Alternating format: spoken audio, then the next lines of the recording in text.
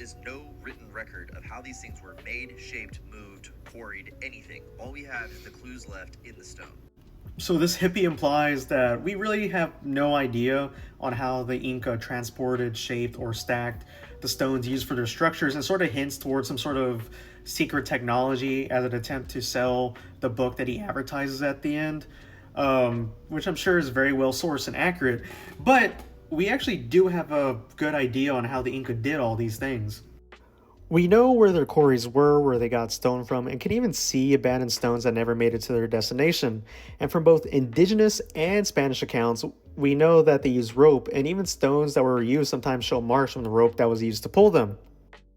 Things like wood sledges placed underneath the stones could have made it easier to pull.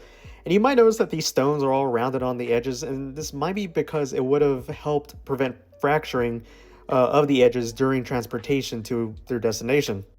One way the stones were worked was with hammer stones, and it was done mostly through pounding rather than abrasion or cutting, and we see this from marks left on some of these stones along with actual hammer stones being found.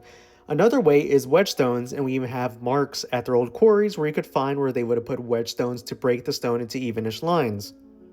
Now, when they actually got to the site, they would lay down the first row and then dress the top face to ensure that the stones actually fit, and from there they would outline the stones to get an idea on how they would chisel it.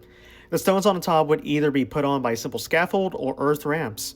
And now, this process wasn't perfect, and from historical accounts, it would require several tries, apparently, to even get them to fit.